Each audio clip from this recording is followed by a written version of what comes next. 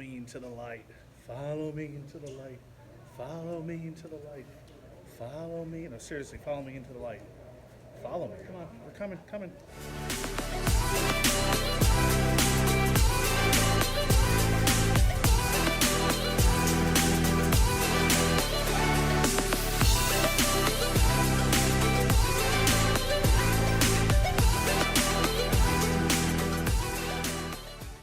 The year started in Bern, Indiana, which is home to this really great clock tower along with the Star Dome, a fantastic arena for basketball. And the McDonald's signs are in German. Danke. Then it was down to the home of the Wolverines in Swiss City, Indiana, when I checked out the annual January tournament. However, due to COVID, not a lot of people there. Don't worry, I got to go to the Eel Dome soon after and check out a girls' game in another classic sunken gym. This one's a lot nicer, but as you can tell, COVID was still in effect. Clay City is home to a nice barbecue shop. Look at that brisket and sweet potato pie. The Moontown Brewery used to be Whitestown High School at one time. A little bit snowy in Eminence, but the Tank is a wonderful place to see old school basketball. Here's another look from the upper deck. Just does not get any more Hoosier-like than this place. Then it was time for a little hockey at the Indiana Farmers Coliseum, where the Indy Field play in the ECHL. After that, it was the Scottsburg Warriors game. Beautiful arena there down in southern Indiana. And look at that lobby. Isn't that one of the coolest lobbies you've ever seen? Everything about the history of the team and the school is right there for you to look at. You can spend a few moments checking that out while you visit this great arena. On my way back, I took some interior shots of the Shields Gymnasium in Seymour. Hasn't hosted basketball in quite some time. Make sure you don't get caught for trespassing. Mooresville Gym is also a great little place, but you need somebody to take you on a personal tour. Definitely worth it if you can set it up. Look at these old chairs, just all sorts of great stuff like that. And since I'm in town, let's check out some Zydecos for some great Cajun food. Carmel Greyhounds in action a few nights later, and plenty of beer in Plainfield, Indiana, right before the Cadets game. Well, not many, plenty. One more sip before we go to our next high school tournament action in Richmond, Indiana. This one went to overtime, and I had this awesome homemade cake. Delicious. Minor league basketball in Danville, Indiana, and I got to have some awesome Western-style New York pizza at La Spalda's. Oh, the Berry Bowl. Here we are. This was one of my favorite games of the year. Got to check out number 1 and number 2 in the state battle it out. Then a college baseball game at the Logansport High School field, along with some Spanish dog taste tests at some great establishments. Highly recommended. Then it was the Final Four opening game with some Hartford fans. Who's Hartford's going to win? That's right, upset city. Not quite, as the eventual champion Baylor Bears took care of the Hawks easily in the opening round. However, their fans had a good time. Giant bracket on the J.W. Marriott in downtown, and the Hinkle Fieldhouse also played home to some games for Alabama fans. One of the many surprises was in Huntington University in Indiana. Division III baseball is home to one of the prettiest stadiums I've seen.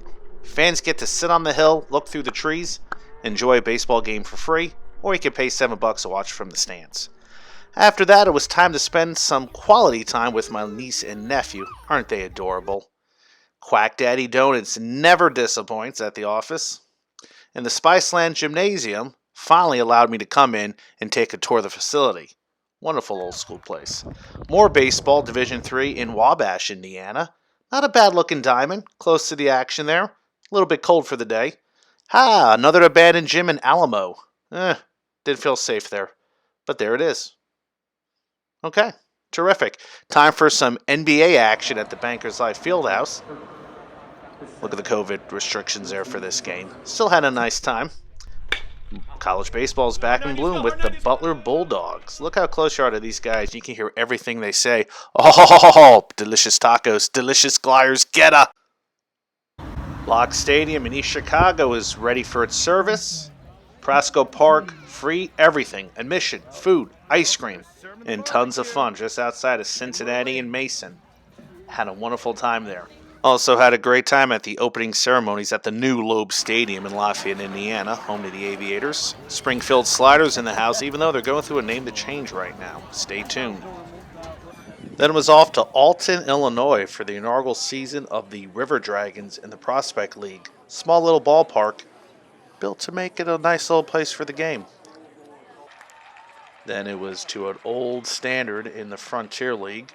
Gateway Grizzlies, love the Florence Freedom uniforms, love the lawn seating, even better at this great ballpark outside of St. Louis. Up in Chicago, fans dress up as hot dogs to cheer on the Chicago Dogs at Impact Field. State-of-the-art, modern facility with great affordable prices. Check them out when in Chicagoland. Also check out Gene and Jude's just a few miles south of the ballpark for some one-of-a-kind hot dogs and fries. Wash it down with a cold glass of beer in Schaumburg. At a Boomers game, free parking and wonderful entertainment. Jack in the Box has these awesome loaded fries. And Richmond, Indiana has an old-fashioned ballpark that takes you back in time. Indianapolis Indians are always a great time for AAA baseball. Beautiful views and beautiful crowds. So are the Indy 11. Their supporters are rabid. Check out these awesome fans on a July 4th game. Then it was up to Fort Wayne, Indiana. One of the better minor league ballparks in the business, and they will not be disappointed when you go. Check out that hat. Almost worked for me. Almost. And then Fort Wayne FC is making sure everybody in the Hoosier State know that they are a soccer-loving and supporting city. Crowd of almost 1,000 on hand for this game. Then it was off to the Carolinas. First stop, the Appalachian League Greenville Flyboys. Batting practice. Johnson City was a rare treat. Great beer at Yeehaw Brewing Company, and just down the street is Johnson City Doughboys. Classic old school ballpark, full of fans and great beer. So is E-Town. They're just about a 15-minute drive away, and the players exit through the outfield through this small little door, one of a kind. Then it was off to Boone, North Carolina, and the mountains. Live it up, 3,000 feet above sea level. Then it was back on the road, and we checked out Danville, Virginia, home to the Otterbots. Isn't he cute? He greets all fans and visitors through the gates. Botspitality crew. How clever. This was a walk-off win for the Bots as he signs autographs. And check out this conversation. You guys know what pork roll is? It's a food. Pork roll. Yeah, pork roll. You know what pork roll is? I've heard of like a pickled fish. No.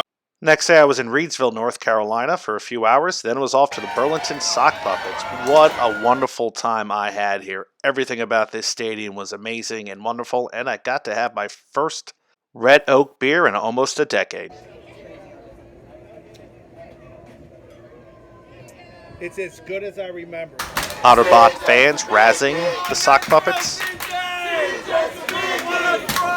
Then it was off to my favorite ballpark of the year, and to try this. It's not deep fried. So what happens is the bacon shrinks up a little bit, but it seals all the cheese on the inside. Oh yeah. Definitely not. Love this ballpark, and always a great time. Also in Greensboro too, where I tried on another cap that didn't fit. Then it was off to Truist Point in High Point, North Carolina. I got a guided tour, and I found out the visitors' dugout is pink. Eat your heart out, Iowa. Park also has a nice splash fountain for the kids. And adults, too. And that's every game. Afterwards, I had some barbecue in Lexington. Yummy. Also saw a ballpark being reconstructed down in Salisbury, North Carolina. Here's a better view from the football stadium. And a lot safer, too. Was home to the Indianapolis Cannonballers, a nice, beautiful new building for the ball club, and a great night for baseball as well. They also have their own organist.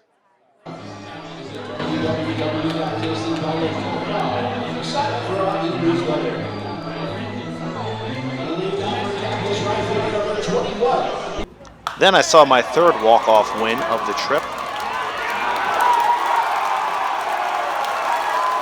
A little RO's barbecue before the Gastonia game. Hey, it's Frank Viola. Check him out. Frankie V.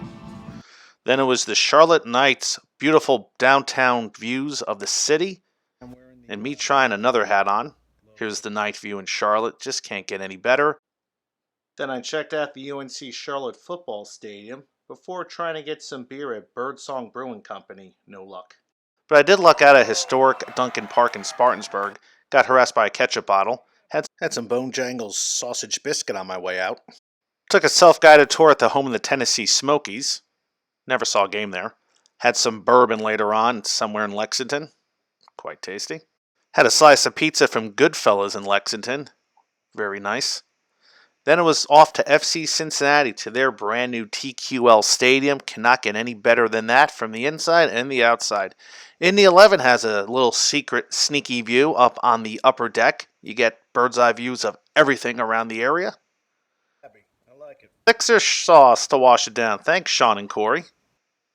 Back at Victory Field for the lawn seats, and as you can tell, very popular spot for the fans. Upper deck views of Four Winds Field in South Bend, Indiana, home of the South Bend Cubs. Not your typical minor league baseball. Little auto racing over in Indiana. Very loud, very noisy. Back to Victory Field for some more baseball games as the season was extended. Then it was College Football Stadium, and you cannot bring your umbrellas to a Red Hawks game. Just leave it at the table. Thankfully, the weather cleared up by the time we got inside to see the football game. Not a bad little crowd. High Street's always fun for the college alumni and students. And so is Muncie, Indiana, home of the Ball State Cardinals. Beautiful day for football and a beautiful crowd to boot. Then it was off to a Colts game, and check out the Manning statue. Everybody's taking pictures there.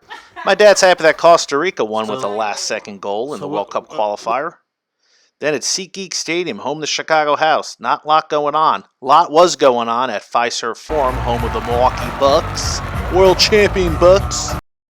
I did snag this great shirt at the gift shop on sale for $20.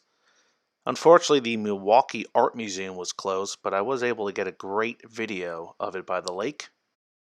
Milwaukee Public Market wasn't closed. A lot of fun inside. A lot of fun with my little niece. Don't pee on me, okay? Don't pee on me.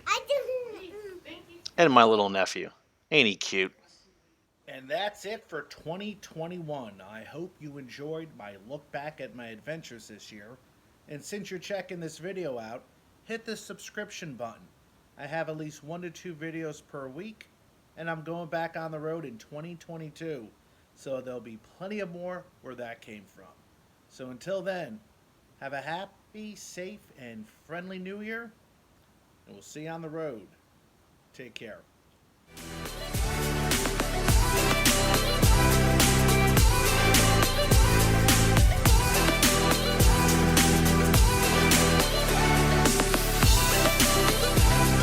I'm the Ballpark Hunter. If you like my videos, please hit subscribe as I visit another ballpark.